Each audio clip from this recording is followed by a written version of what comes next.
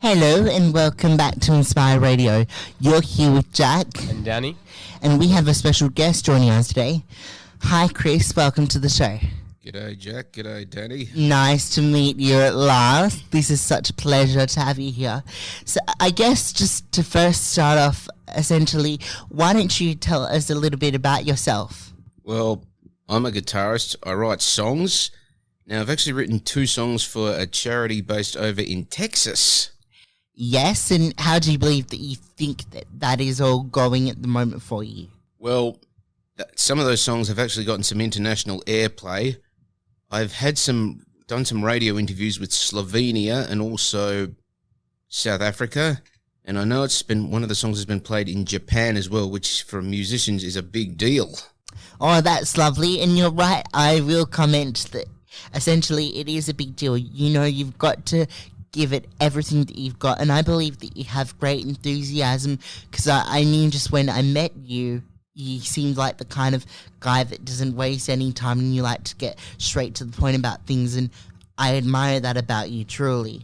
Well, yeah, because I don't know how much time I've got left on Earth, and a lot of us don't either, and over the last 2 and a bit years, it's probably something we've all been thinking about.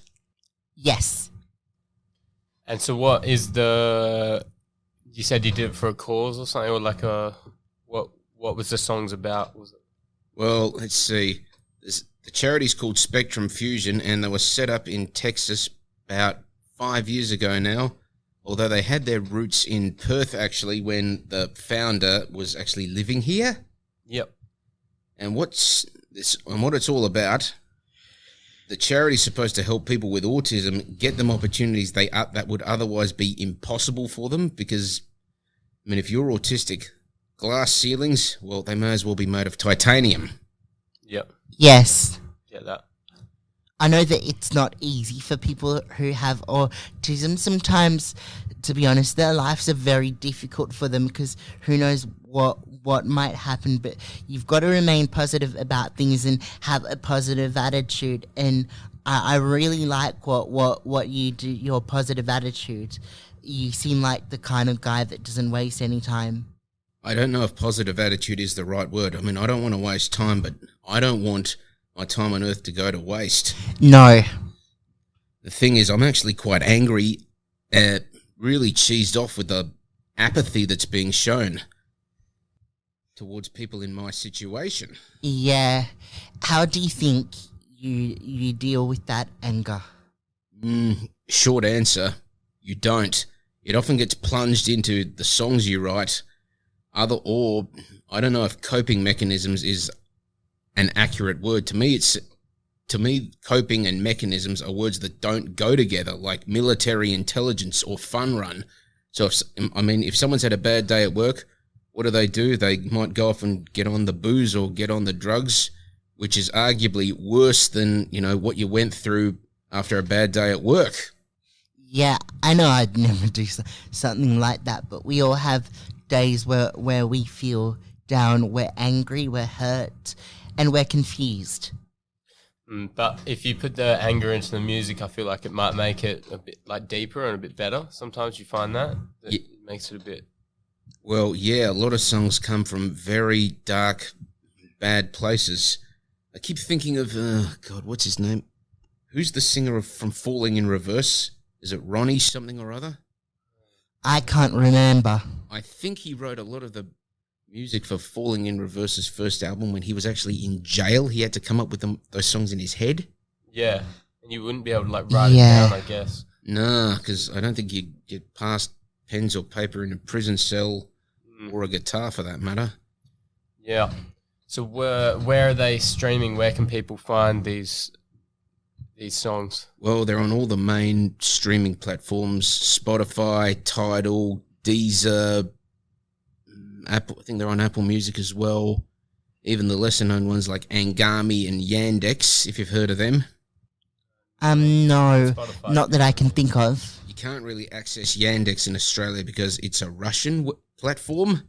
Oh, yeah. Yeah, it sounds a bit complicated, really. Yeah, it is quite complicated. So I guess when you write your songs, and I'm guessing you write your own lyrics? Oh, yeah, I wrote the lyrics myself. Pretty much most of what you hear was originally written by me, even if it wasn't performed on the record by me. So when you write your own songs and you write your own lyrics, how do you think that makes you feel deep inside about yourself? How do you feel? Well, I'm not satisfied until it's recorded and it sounds, at least to my ears, it sounds like, yeah, this song could be played on radio in prime time or on a drive time show or something like that. Yes, it does sound interesting, you writing your own songs, that is. And it sounds like when you write your own songs, I'm guessing, do you feel happy or sad? I don't know if they're the right, those are the right words. I mean, happy comes out when it comes out and, well, I wouldn't use the word happy unless, I can get the music out into a permanent form, and A, it sounds like something I haven't heard before, and B, it sounds like something that could be played on the radio. Obviously, I mean, there's a lot of garbage you hear on the commercial stations. I don't want to write garbage. The only garbage I want to listen to is the band with Shirley Manson. But at the same time, if it's something that can't be digested, then it's not going to break through to another person as well. I mean, my all-time favourite band, Def Leppard, they're very commercial. Yes, I know Def Leppard. I've heard a lot about them. Well, because I like pop/rock kind of music, if you get what I mean. Yeah, and that if you make something that's good, but people don't want to you don't make it trend into the normal culture, then people won't listen to it. But I get what you mean about the radio. You hear the same tunes over and over again, and they're just poppy, nothing, sort of same old tunes. Yeah, I mean, I didn't really pick up a guitar until I was about 16 years old. That would have been about 2003. But I know a lot of people, they might have, obviously they knew what music was from quite an early age, but the 90s was not really an inspiring time as far as music goes in general. The 80s was a lot different when you had bands like Van Halen, Bon Jovi, Winger, Dokken, plus the heavier bands, Iron Maiden, Metallica, Judas Priest, Queensryche. Guitars were a lot more prominent in the 80s than they were in the 90s, especially in terms of technical guitar playing. Then when Nirvana got big about 30 years ago, all of a sudden, being a top-notch musician suddenly became a hindrance rather than a good thing. Yes. And when you hear music like that, Nirvana, rock bands, as you mentioned, I guess, you write your own songs. I don't know how to put this, but would you say you would feel not happy, but I guess inspired? How do you feel when you write your own music? Usually often it comes from something that's just gone into my own head, and I'm thinking, damn it, why am I thinking this way? How do I get what's out of my head and onto a piece of paper? Because you get the feeling that someone else is thinking the same as you. I mean, I've been messing around with some lyrics in my head after what I heard about with Chris Rock and Will Smith the other day. I don't want to go on about it too much, but it just got me thinking about certain things, because everyone's, every man and his brother seems to have a different opinion on it, and they're probably all wrong. Well, what kind of lyrics do you write for your songs? I'm not sure how to answer that question. Some lyricists have made more of an impact on me than others. Oh, you don't have to. I was just curious, to be honest. Yeah, well, sometimes I get phrases in my head and I have to punch them into my smartphone because I think, damn it, I haven't heard anyone write like that before. It's a bit like, have you seen 8 Mile, where Eminem's character, what's his name, is it Jimmy? I've heard of 8 Mile, the movie, yes, but I haven't seen it, no. There are scenes there where he's riding around in the back of the bus. He's got this notebook of all these lyrics and he's writing them down. With me, it's a similar story. I might hear something in the car, or maybe at bed at night time, and I'm thinking, damn, got to remember this. You know, this could be one of those lyrics that everyone remembers, like, you know, Africa by Toto.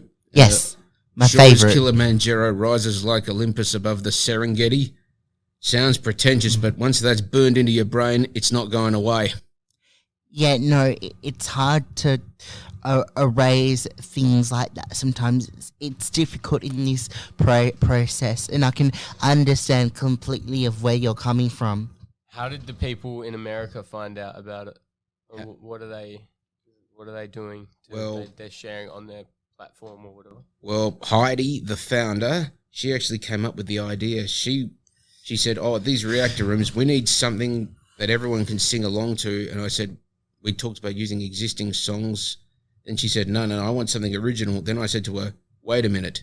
Do you want something like We Are the World? Remember that song back in 1985? You had all these guests like Bruce Springsteen, Lionel Richie, Tina Turner, Ray Charles was in it as well. Oh, I love Tina Turner. She's my favourite. Yeah, she's probably one of the few people in that video who's still alive. Yep.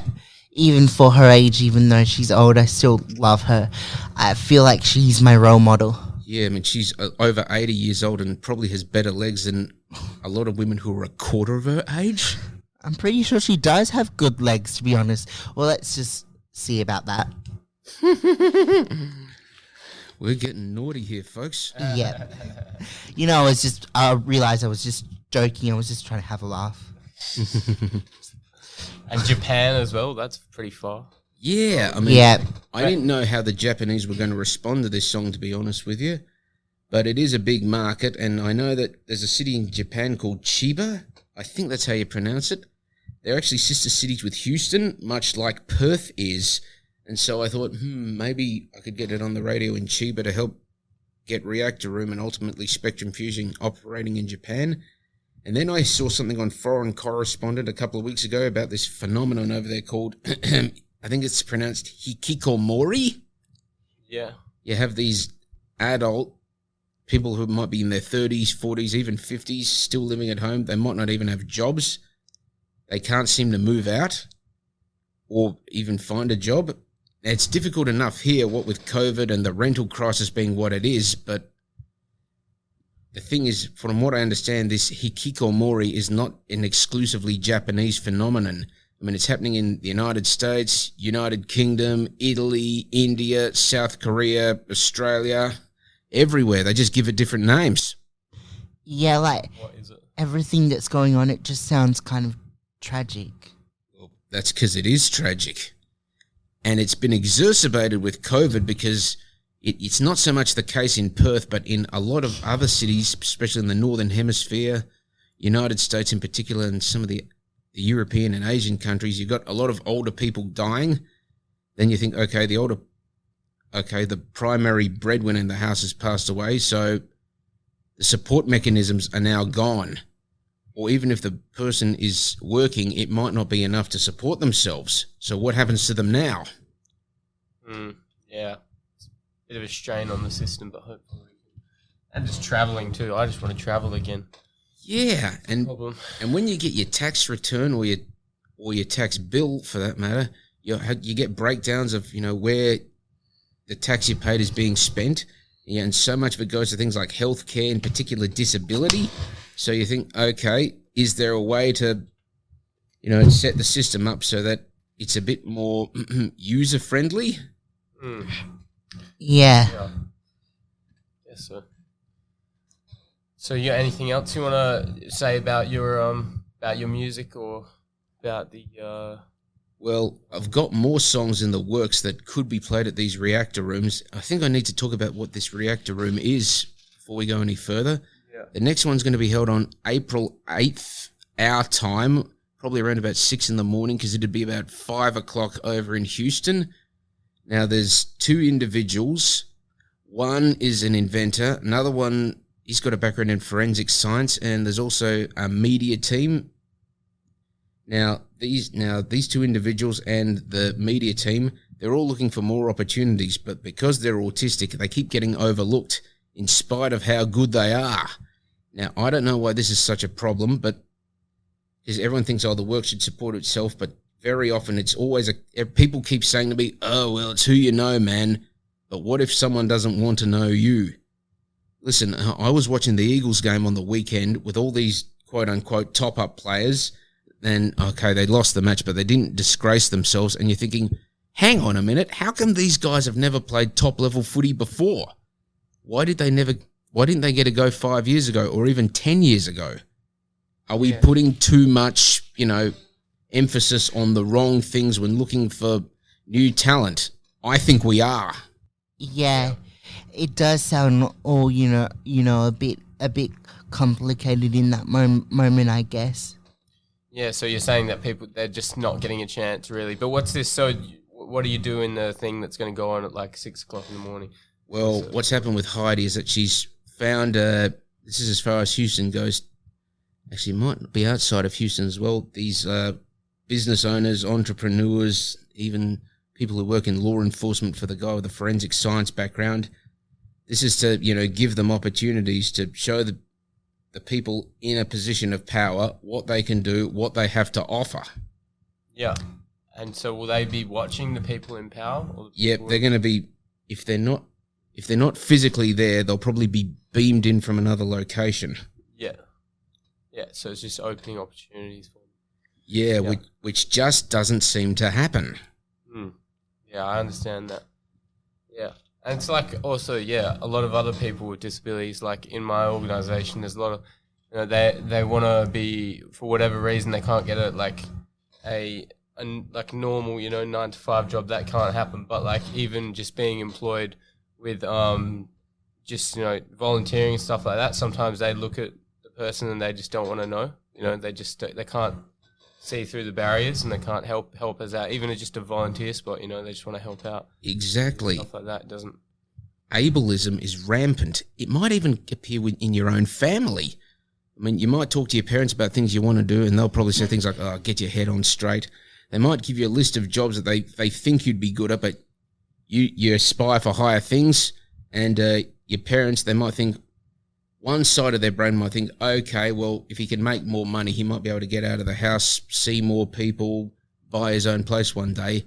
But I think the other side of their brain might think, wait a minute, this guy wants to better his life. Who does he think he is? Why does he think that someone will take the chance on him? No one's going to take the chance on him. Yeah, because, I didn't grow up with Nazi propaganda because, I'm a child of the 90s. I was born in 1987. But I did grow up watching a lot of Marvel TV shows, and I don't think people have noticed this enough.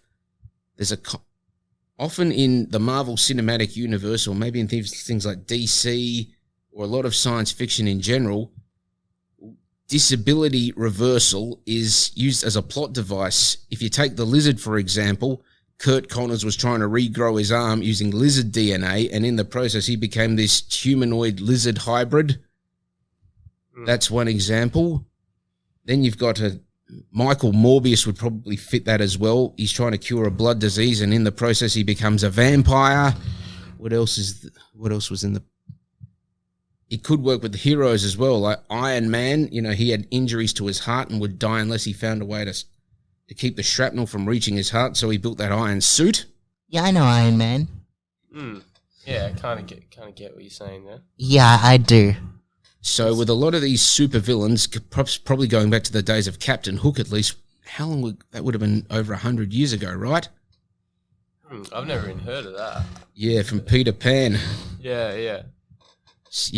So ultimately, you get the feeling that if someone is disabled and he could very well be a supervillain in the waiting, which probably goes back to pirates with peg legs or pirates peg legs. Sorry, that just sounds funny. Yeah, haven't you ever heard of wooden legs?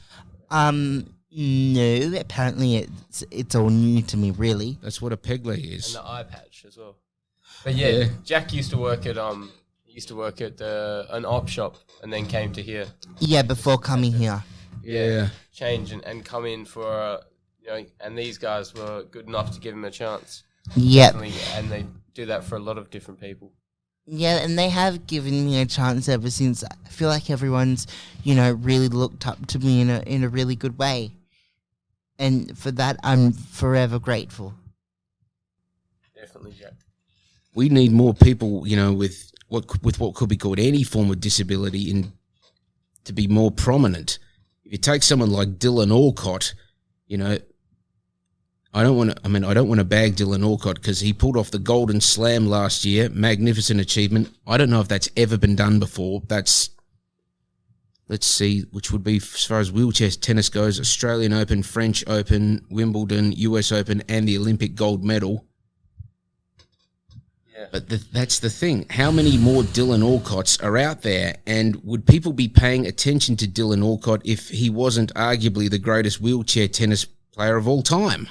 I don't know, but I really do think Dylan's such a legend. He's achieved a lot in his life. I mean, who knows what else he can achieve in that moment. Give it all the best you've got, Dylan. That's what I would say. Don't give up on yourself for who you are. Yeah, we got to give people like Dylan more resources. And a more bigger chance to give things a go. Yeah, and it's not just that. No, but there's other reasons as well. Well, yeah, and I think one of them is that people who come from the minority are more likely to give other people from minorities a go. They're not going to reinforce the system. No. Yeah, I guess so. Yeah, there could be more people out there that are capable of these things, but there's not the resources for them. But step by step, I guess. So have you got any more questions for each other? No, I've run out of questions, really, to be honest. Yep. Yeah, I think one of the songs I have is in the computer. Maybe we could play it now. Yep. Oh, could we give it a go? I'd love to hear. Yeah, it's called Get My Wings. I don't release songs under my own name because I've got the same name as a rather famous singer. Yeah. Yeah. Yeah. That's what Jack kept saying this morning. He's like, "Oh, Coldplay's coming." Oh, yeah. That's what I just kept thinking. Is it Chris Martin from Coldplay? Yeah. It had to have been him. It had to have every been time him. I go into a restaurant or a hotel or set foot on a plane, I get asked the same questions. Or whenever I walk into the pub, everyone starts singing The Scientist or Viva La Vida. Oh, Viva La Vida. Yeah. Come on now. That was my classic favourite. That song never gets old. It doesn't? It doesn't. I'm being really serious here. I'm trying to be realistic. One guy in high school used to bring it up, but he was in no position to poke fun at me because his name is Tom Jones. Tom Jones is not unusual. Yeah. There were quite a few people who had celebrity names when I was in high school, and I know it sounds like a sitcom, but every word of this is true. It was bad enough that the cooking teacher's name was Clive Palmer. Oh, yes. Well, I have to be honest, I don't necessarily like Clive Palmer, just for private reasons. Yeah, I don't think anyone really does. Yeah. 23rd College was an interesting place to be in the early to mid-noughties. Yeah. Celebrity name. Yeah, I'm not sure about the song being on here, though, because we have a weird system. We can't get songs off the internet.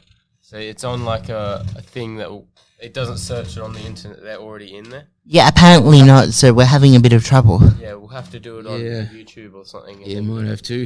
Yeah, but it won't broadcast on there. But we can download it and then broadcast it on after. I'm sorry if you're disappointed. Yeah, it's a pity, really, because the singer who sung that song, he's a bit of a big deal. He's an Aussie, but he lives in Dallas. He's actually married to one of the Real Housewives of Dallas, Tiffany Hendra. Oh, I thought you were going to say the Real Housewives of Beverly Hills. My mum loves that show. I think he did live in Los Angeles for a while, though, but she's from Texas originally, and you can take the girl out of Texas, but you can't take Texas out of the girl. Yeah. Oh, excuse me, I think I'm going to sneeze. No, not on there. No, I'm okay. I'm all right. False alarm. You can keep going. Yeah. All right. Well, we'll try and download that the song. Write it down for us afterwards, and we'll try and get that on our radio so we can maybe reach a few more people. Yeah. Yeah, we would really love to hear it, as I said before, because we would love to hear your taste of music, really. Well, it's these songs are genuine rock and or roll. And all nice. Well, thanks for coming Thank in today you. as well. Okay. And yeah, we'll definitely have to chuck those on, and I hope that it gets bigger. And we will definitely give it a listen the next time, I promise. And if you need to know more about Spectrum Fusion, go to www.spectrumfusion.org. Sure, I'll be able to check that out. But thank you so much for today. Pleasure, Jack.